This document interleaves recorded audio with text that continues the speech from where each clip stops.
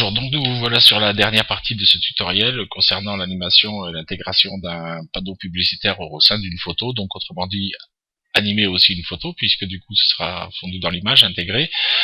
Je me suis mis sur After Effects parce que je l'ai, mais ce que je vais faire est valable sur Sony Vegas pour les manipulations qu'il y a à faire. C'est valable sur Premiere Pro, sauf que Premiere Pro je l'ai aussi, mais je m'en sers surtout pour le montage vidéo longue. Là, pour les effets qui durent genre 30 secondes et tout, je pense que c'est pas trop la peine. After Effects est beaucoup plus souple pour ce genre de choses. Il est d'ailleurs destiné à ça. Donc on va commencer de suite. On va importer notre texture de rue ici. Voilà, donc on a les références ici, mais c'est pas la peine de mettre nouvelle composition, etc. On va faire glisser directement ici dans le petit logo. Voilà, comme ça la composition est à la taille. Moi j'ai paramétré sur 30 secondes, si c'est pas votre cas, si vous ne l'avez pas comme ça, vous cliquez sur ici. Donc si c'est pas mis, vous cliquez sur là où il y a le petit carré de composition, vous mettez paramètres de la composition, vous vérifiez bien qu'ici on est en 25 images secondes puisque le rendu sur Cinema 4D il a été fait à cette cadence là, et ici vous changez la valeur que vous avez pour 30 secondes ou plus, ça dépend de votre désir, mais je pense que 30 secondes c'est très bien. Voilà, donc on va commencer de suite. On va aller chercher nos images fixes, pas celle-ci, donc nos images fixes de rendu. Voilà. Voilà, on va prendre les images. Donc voilà, on va prendre nos textures, on va donc les choisir tous les trois et les faire glisser doucement jusqu'ici. Voilà, donc elles vont arriver ici, ok. Maintenant on va aller faire plus simple, on va faire importer fichier multiple. On va retourner dans notre rendu C4D, on va prendre l'animation 1, donc on a nos 25 images. On va cocher la première, on va vérifier qu'ici c'est bien marqué en séquence TIFF. Alors évidemment, Sony Vegas, tout ça, je sais pas comment ça se passe pour prendre des images séparées et les monter en séquence, c'est à voir. Mais enfin, si vous connaissez votre logiciel, normalement ça doit être jouable. Moi je ne sais pas, donc c'est aussi pour ça que je passe par After Effects, parce que ça se fait automatiquement. Là on va faire sur, voilà, ok, et on va faire le 3, ça, voilà, hop, on vérifie toujours qu'ici ce soit bien coché, comme ça on a bien les séquences. Voilà, donc maintenant on ferme, on a tous nos éléments. Alors ce qu'on va faire, là vous voyez c'est nommé, là on a l'image fixe, la séquence 1, l'image fixe 2, la séquence 2, l'image fixe 3, la séquence 3. Donc ça tombe très bien qu'ils aient été numérotés comme ça ils sont dans l'ordre. Alors c'est donc ce qu'on va faire. On va se faire une précomposition en fait de ces calques là, parce qu'on va rectifier après. Alors je vais me servir dans un premier temps de cette composition là, qui n'est pas la composition finale en fait, pour pouvoir me servir de gabarit pour voir si ça va bien pour tout. Je vais aller chercher tout ça d'un bloc. Je vais prendre cette image là ici et jusqu'ici avec la touche maj appuyée. On va faire comme ça, on va faire tout descendre ici directement. Donc on va tout avoir qui va se superposer, mais c'est pas très grave. On va s'y retrouver.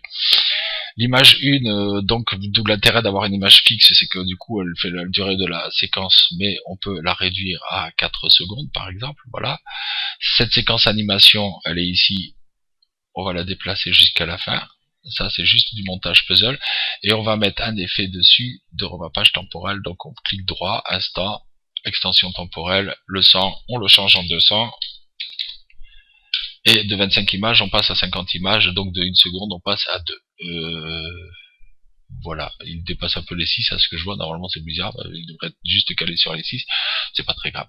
Cette image là on va la couper ici, on va dire ici, voilà, hop, recaler ici donc à 10, un peu plus, puisque là c'était parti d'un peu plus, pas très grave. Ici on va faire glisser celle-ci, on voit que c'est du montage puzzle pur et simple, hein. Même chose, remappage temporel, on change les 100 en 200, et voilà, c'est rallongé du double. Cette image là on fait comme ça. Donc on est à 12 et quelques. Ah, là il m'a fait Ça c'est parce que comme je suis en train de faire le tuto, des fois je clique une seule fois et je sais pas ce qui se passe avec l'ordi, il prend en compte comme si j'avais cliqué 2 fois. Voilà, vous voyez par exemple. Bon, c'est pas très grave, de toute façon on va juste bouger ça.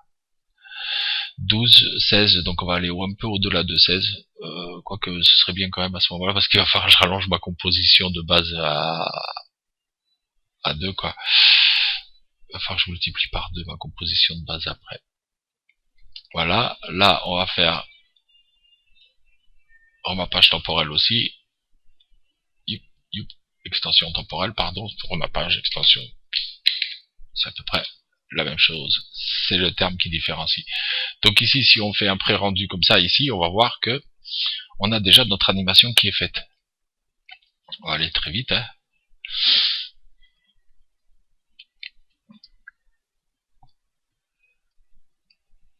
Alors moi j'ai gardé les rendus que j'avais, vous aurez pas les mêmes images puisqu'on a travaillé avec d'autres images. Enfin ça, vous aurez les images que vous aurez choisies, en fait vous n'êtes pas obligé non plus de prendre les mêmes que moi.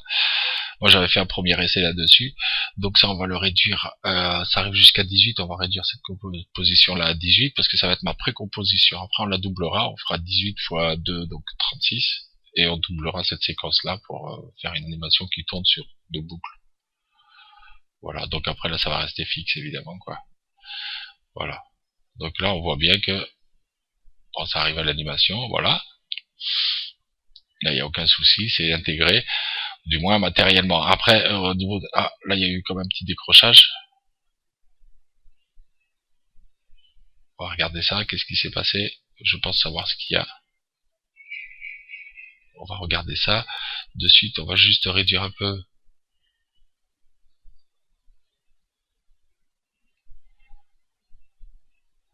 On va voir pourquoi l'image, elle saute comme ça d'un coup. Alors, on va voir ça.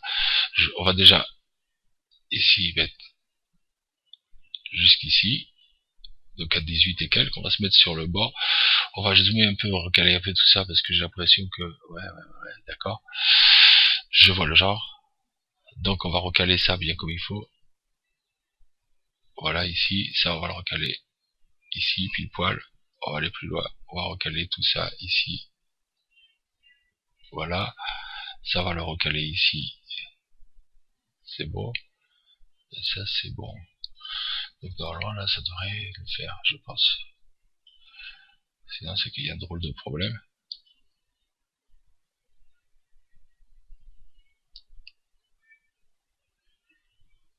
Voilà. Là c'est tout bon. Les calques n'ont pas bougé, c'est bon. Voilà, et là normalement il va partir sur la boucle, il reprend au début, c'est bon. Donc en fait c'est ce qu'on va obtenir sur la composition finale. Alors qu'est-ce qui saute aux yeux quand on voit cette image de fond? Et ainsi si je la mets en solo.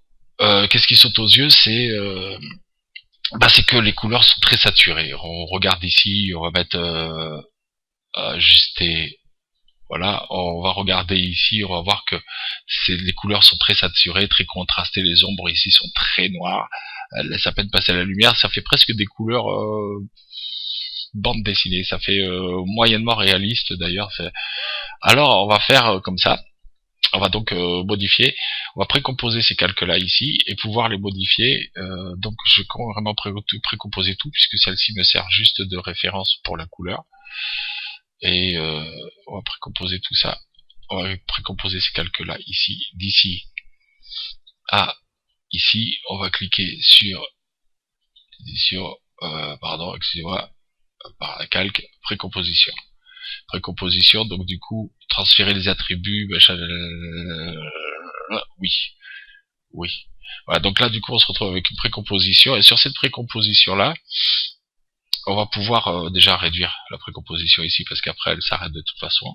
Voilà. On va pouvoir travailler que sur cette séquence-là et mettre les effets qui vont bien. Alors qu'est-ce qu'on s'aperçoit sur le fond? On s'aperçoit déjà que dans un premier temps, on va analyser un peu l'image.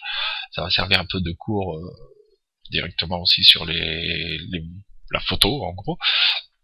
Alors on remarque que les couleurs sont premièrement saturées. Donc on va mettre un effet de saturation. On remarque aussi que les contrastes sont assez élevés, une luminosité assez forte, mais avec des contrastes assez élevés. Donc contraste, luminosité, et puis après on verra travailler un peu avec les courbes pour ajuster un peu tout ça. Alors, on va faire de suite. On va aller chercher nos effets colorimétriques, teinte et saturation. Voilà, on va faire teinte et saturation. Donc, moi, ici, en global, j'avais pris des petites notes. Moi, me concernant ici, j'avais mis 24. Après, vous voyez 24, pas 14, attention. Hop.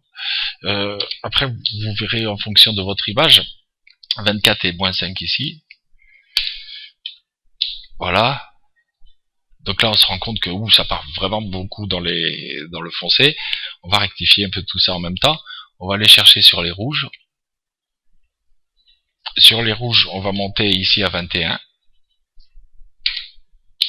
Alors les valeurs sont des valeurs... oh là, pas 210, ça va pas le faire.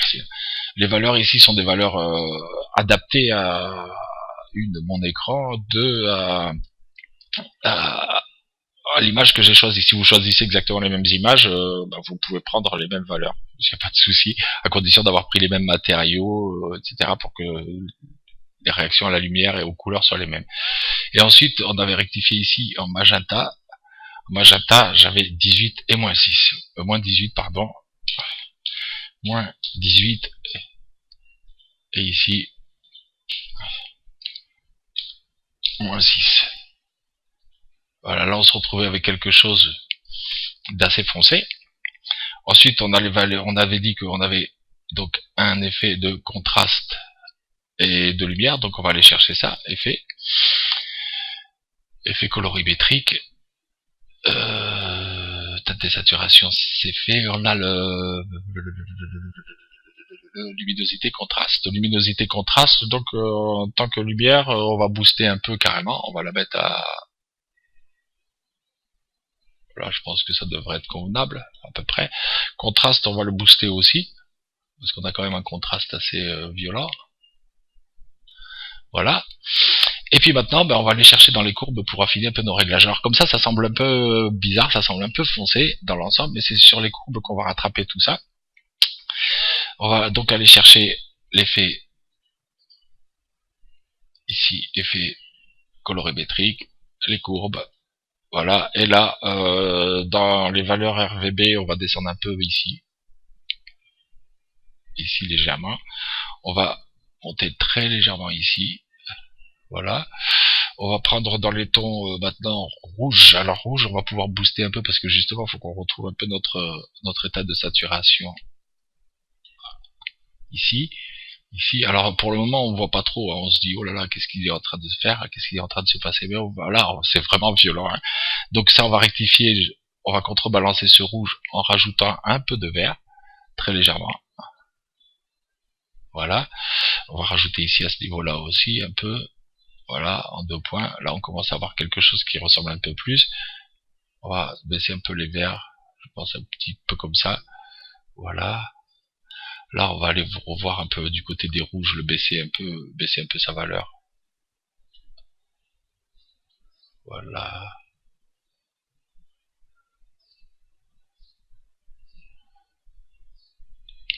Ce qui s'intègre dans le truc. En global, en RVB, je pense qu'on va faire un peu plus dans cette optique-là ici. On va plutôt descendre ici, descendre un peu celui-là, voilà, et puis monter un peu celui-là, chouïa comme ça, par ici, voilà. On est plus, voilà, on va booster juste un peu les rouges aussi. Les rouges, ils sont quand même pas mal boostés à ce niveau-là. On va descendre un peu ici comme ça. Ici, de façon à ce que ça tire au rouge, que ça laisse apparaître un peu du vert aussi, les couleurs. Mais ici, là, les ombres, il y a du vert un peu, il y a des couleurs un peu comme ça. On va retourner voir du côté des teintes et saturations. On va filer un peu tout ça. Donc, on va prendre dans les rouges. On va juste booster un peu la saturation rouge. On va la booster un peu. Voilà.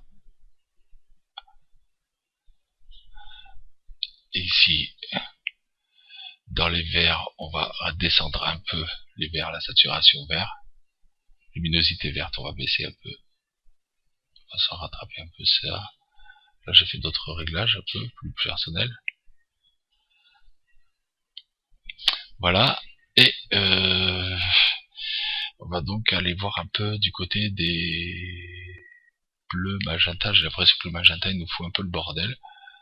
Alors, on va baisser un peu de ce côté-là. On va saturer un peu ça. C'est les rouges qu'on va saturer un peu plus. Les rouges, on va les saturer un peu plus. Luminosité et contraste, on va augmenter la luminosité et contraste des rouges.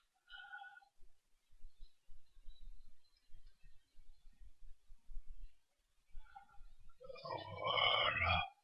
On est plus dans une échelle comme ça. Bon, là, on a carrément, avec ou sans effet, si je mets, si j'enlève cet effet-là, on voit bien la différence quand même. Hop, hop, pardon. Ça, si on enlève cet effet-là, luminosité contraste, je pense que si on va regarder aussi de ce côté-là, et là, on voit aussi que l'intégration c'est pas terrible. Bon, faut voir après, il faut voir la convenance. Luminosité contraste, je suppose qu'on va mettre un peu plus de contraste, on va augmenter un peu le contraste. Alors, on va cliquer dessus et augmenter un peu le contraste. Le baisser plutôt, ça va éclaircir un peu notre image. Voilà. Là, l'intégration elle est relativement bonne. On a ces petits bétons qu'on repère gris, mais qui en fait sont teintés légèrement de vert. Tout est légèrement rouge, un peu quand même sur l'image. Les jaunes clairs, toutes ces couleurs-là sont passées un peu au vert, un peu foncé. Et maintenant, c'est important, là où on va voir où c'est hyper intéressant de travailler, c'est maintenant sur le canal alpha. Regardez bien ce qui va se passer au niveau de l'ombre, parce qu'en alpha, voilà, on va donc arriver à éclaircir plus ou moins l'ombre pour déterminer l'ensoleillement, ou alors la foncer carrément. Alors, ça la grossit aussi, ça augmente le flou aussi en même temps, mais pour faire une saturation où on devine à peine les écritures derrière, chose qui pourrait être assez réelle comme ça, je pense, vu la nature de l'image. Donc ça contribue aussi à intégrer le panneau à l'image. Donc ça, c'est notre précomposition. On va faire notre composition finale. On va donc retourner là-dessus.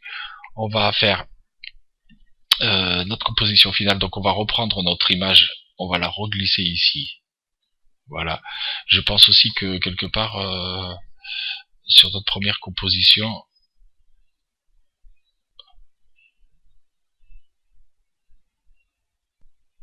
oh, c'est bon, ok. Qu'est-ce qu'il nous fait? Je veux pas savoir. Je veux ça. Sur notre première composition, je pense qu'aussi en mettant ici, en cliquant ici, s'il veut bien venir, et en mettant les bits par couche sur une valeur assez élevée, si ça vous le permet, 16 voire 32 bits, si ça vous le permet, vous aurez quelque chose de beaucoup plus... Ah, voilà. Vous aurez quelque chose de plus fin au niveau des réglages. Vous aurez possibilité de régler beaucoup mieux votre rendu. Donc là, pourquoi ici j'ai ça? Ici c'est file d'attente de rendu, ok. Ici j'ai ça, bon d'accord. Là maintenant, ce qu'on va faire, on va aller chercher notre composition. Ici, on va la repérer, c'est la composition, précomposition 1, donc précomposition 1, on va la prendre ici, on va l'intégrer directement ici, au-dessus, puisque maintenant, là, c'est réglage colorimétrique, elle est intégrée. On va juste, à ce moment-là, aller jusqu'à l'image 18, je crois, on va venir voir ici ce que ça donne. Où est-ce que l'animation s'arrête?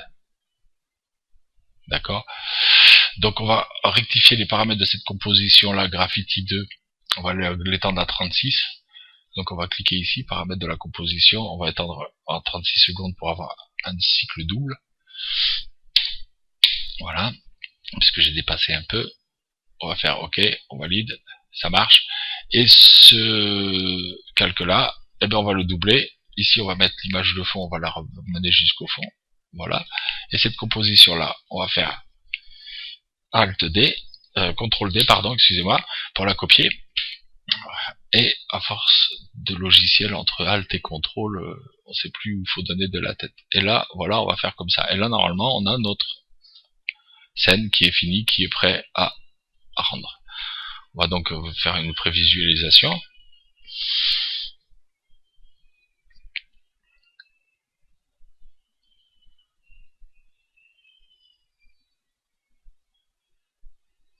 Voilà, c'est un peu long.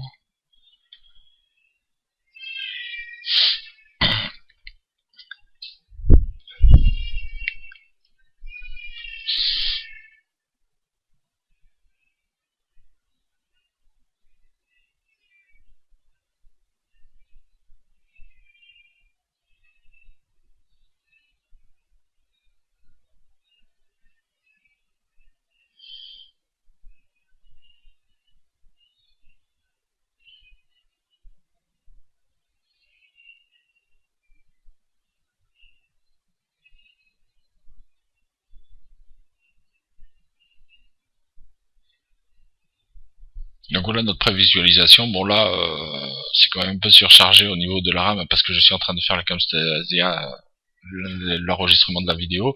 Donc du coup, ça fait quand même un peu chargé. Alors ça, c'est pour l'image finale. Maintenant, je vais vous faire un tout petit bonus. On va dire, mettons, si cette photo-là, on va arrêter la prévisualisation. Voilà, on va se recaler au début. On va dire, si cette photo-là, vous avez pris le temps, on va la mettre en solo. Si cette photo-là, vous avez pris le temps sous Photoshop d'enlever le ciel ici et les bouts de ciel qui se trouvent entre les barres. Bon, moi je l'ai fait, mais j'ai carrément pas gardé tous ces petits points là. J'ai fait en gros, ah si, oui, j'ai fait comme ça. Vous pouvez effectivement intégrer un ciel animé. On va donc changer cette photo là pour la version détourée. On va donc amener cette photo ici. Voilà, par exemple. Là, c'est un peu plus long parce que c'est un calque Photoshop. J'espère qu'il va pas me faire un gros gag. Fusionner les styles de calque, kilométrage, style de calque modifiable. Oui, style de calque modifiable. Voilà. Donc, j'ai ma composition là détourée, ma street détourée. Je vais la mettre ici. Là, ça ne se voit pas, évidemment. Mais si du coup je clique là-dessus, là je me retrouve avec... Alors il y a les légers reflets bleutés, mais on voit bien à travers. Là je me retrouve donc avec un ciel qui est complètement détouré. On va aller chercher un ciel qui est animé. Vous allez voir.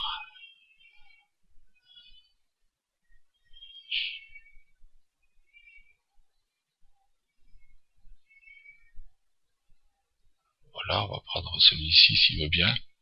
Voilà, on va prendre un ciel comme ça. Donc ce ciel-là, on va le prendre doucement et le faire glisser jusqu'ici parce que monsieur, il fait le difficile. Voilà, donc le ciel, on va aussi le mettre à l'arrière de tous les calques. Là, on se retrouve avec un ciel. Alors, on va juste le caler un peu comme ça, de façon à ce que ce soit un peu animé. Voilà. Voilà, comme ça, on aura un ciel qui sera animé. Et puis, non, pardon, excusez-moi. Voilà. Et puis, pourquoi pas, on va se rajouter un petit bonus en plus. On va les prendre. Il y a un petit camion détouré que j'avais fait. Pas très bien détouré, c'est fait carrément à l'arrache. On va voir ça de suite. Dans le style de calque modifiable. Voilà, ok. Ok. Et mon petit camion détouré, je vais le mettre là, ici, entre le ciel et mon street détouré. Voilà. Et bon, on va le prendre en solo. On va donc enlever mon ancien. Et voilà, on va pas juste prendre le camion. On va faire une mise à l'échelle qui sera quand même plus sympathique. Hop.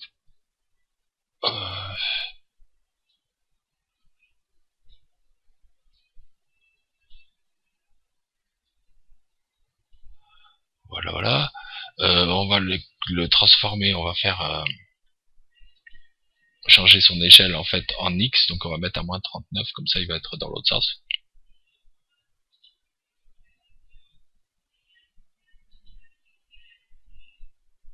Bon. Ce que je vois, il a pas trop envie de faire ce que je lui demande.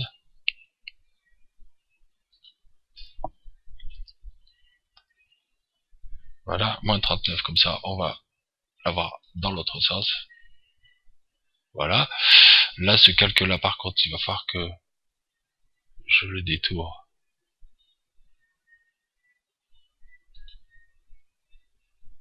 Voilà, ça c'est bon. Ensuite, ici, on se retrouve avec le camion ici. Et on va le mettre... on va réduire énormément son échelle. On va mettre se servir de notre de rue détourée. Qu'on va mettre là maintenant. Et le camion, on va le positionner. On sélectionne bien le camion et on va le positionner de façon à ce qu'on le voit passer. Alors, on va le faire beaucoup plus petit. Voilà, par exemple. Oh là là là là là là là là là là là là là. Bon, ces fenêtres-là, je vais les fermer parce que là, c'est pas bon. Hein. Et ce camion-là, on va le faire en plus petit comme ça. Alors là, effectivement, il aurait mieux valu que je lui remette sa valeur 15. On va enlever le moins, parce que comme ça il sera dans l'autre sens, ce sera pas plus mal. Voilà, hop, il est donc dans l'autre sens. On va déplacer ce calque-là, camion détouré. Hop, voilà. On va l'incliner ici avec la touche W appuyée. On va le faire pivoter comme ça, s'il veut bien. Voilà. Et le placer derrière notre pont. Qu'est-ce qu'il me fait à chaque fois? Et le placer derrière mon pont, de façon à ce que on ait l'impression qu'il y a un camion qui passe ici, et on va l'animer tranquillement. On va donc le mettre ici, et on va animer ses positions. On va cliquer ici sur position, et on va passer, mettons, à l'image, on va déplacer cette clé là, parce que comme ça on va déplacer un peu cette clé là, et on va passer à cette image, on va dire, il va mettre de 4 à 6 secondes, il va mettre 6 secondes pour traverser, et on va aller bouger notre camion directement, comme ça, en façon rectiligne, qui suivait bien la trajectoire du pont. Voilà. Ensuite, on n'a plus qu'à mettre toutes nos histoires, et puis on va faire un petit rendu juste de cette zone là, juste pour voir un peu ce que ça donne. Vous allez voir, comme ça c'est beaucoup plus animé, le ciel va bouger, et puis le camion va passer tranquillement. Mais ça c'est juste pour le petit bonus, c'est histoire d'un petit clin d'œil comme ça pour dire, voilà, comme quoi on peut faire des choses assez sympathiques.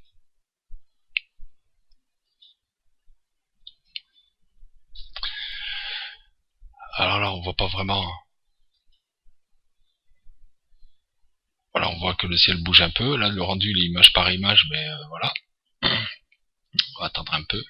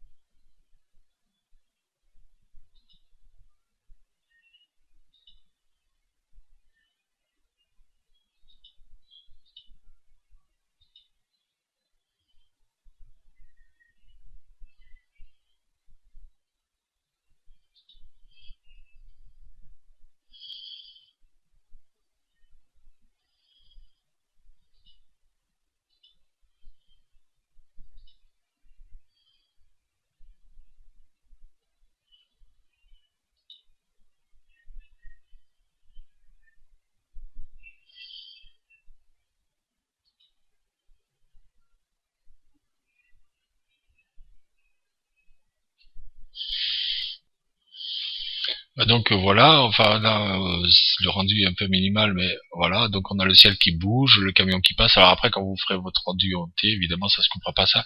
Ça c'est juste le pré-rendu, c'est que comme Stadia est assez gourmand en ressources, il me prend beaucoup de RAM pour ça, puis j'ai pas un monstre de bécane non plus. Donc ensuite, une fois que ça c'est fait, vous n'avez plus qu'à cliquer là-dessus, voilà, pour arrêter sur pré-rendu, et puis rendre totalement votre composition. Donc vous prenez cette composition là qui est complète, Cette image-là, quand vous en avez plus besoin, éventuellement, bah, vous pouvez la supprimer. Sinon, si vous ne l'avez pas animée, bah, vous gardez. Hein. Moi, c'est parce que comme ça, il y a l'animation. Composition, pré-rendre, pré-rendu, si vous voulez bien. Alors, vous enregistrez dans un fichier. Moi, je vais faire, mettons, sur le bureau. Hop, bureau. Voilà, on passe en kikiner. Voilà, hop. Et là, dans les pré-rendus, file d'attente de pré-rendu, vous allez mettre en avis, ou vous pouvez mettre aussi, bon, ça ira en avis si vous voulez, ça ira plus vite. Sinon, un modèle qui est bien courant, c'est le H24 ou MPEG 4, si vous voulez, ça dépend, vous choisissez. Sortie audio, bah évidemment, si vous avez mis des sons de bruit, des sons de ville, pardon, excusez-moi, des sons de bruit, c'est un peu facile. Si vous avez mis des sons de ville, bruitage, etc., bah vous validez sortie audio. Et puis vous allez choisir le dossier dans lequel vous allez enregistrer en fait à la sortie votre machin. Et puis voilà. Donc vous lancez le rendu après. Et puis voilà. Je vous souhaite un bon tuto, bon courage. Et puis on abordera petit à petit toutes ces petites astuces de rendu et comment on fait intégrer les objets. On va faire des choses assez intéressantes là à l'avenir. Prochaine série de tutos, je pense que ça concernera un peu plus les génériques un peu design, animés, avec des textes animés, tout, il y aura un gros travail fait sous After Effects. Je pense qu'on travaillera un peu plus sur After Effects. Cinema 4D aussi, parce qu'on peut très bien faire de très belles choses sur Cinema 4D. Et on verra, voilà. Alors si vous avez des suggestions à faire, si vous préférez qu'on continue à travailler sur Cinema 4D plutôt, bah, vous me le dites. Si vous préférez qu'on travaille plutôt sur After Effects, bah, voilà, même chose. Et puis pour ce qui est de l'intégration, alors je rappelle comme ça que la version CC, où on voit bien qu'il y a des façons d'intégrer qui sont beaucoup plus simples et un peu moins gourmandes en ressources. Version CC, en plus, Adobe ont eu des gros problèmes avec les comptes, vu que c'est en cloud, CC, ils ont eu des gros problèmes. Donc pour le moment, je la recommande pas vraiment. Pour ceux qui l'ont, bah, vous devez être au courant du problème que Adobe a subi ces derniers temps. Et pour ceux qui ne l'ont pas, bah, vous pouvez attendre un peu parce qu'il y a quand même moyen de faire de très bonnes choses en se passant de cette passerelle interactive entre Cinema 4D et After Effects, en sachant qu'il y a quand même des plugins que Maxon qui sont en téléchargement gratuit, qui permettent de le faire aussi bien. Et puis bon, l'interactivité, si elle est au prix des problèmes que Adobe ont eu ces derniers temps, ça fait cher pour l'interactivité. Donc voilà, je vous recommande plutôt de rester sur des versions normales. Je m'excuse pour l'anti-pub. De toute façon, ils ont résolu le problème. Maintenant, il faudra juste qu'ils résolvent un peu à l'avenir. Donc et puis je sais que tout le monde n'a pas non plus la version CC, donc c'est pas la peine non plus de se mettre là-dedans, en sachant que After Effects marche très bien, et puis les versions CS4, CS3 même, mais à partir de CS4, CS5, CS6, c'est bien. Et puis bon bah Cinema 4D, vous connaissez déjà. Allez, je vous remercie beaucoup de m'avoir suivi jusque là. Au revoir, à bientôt.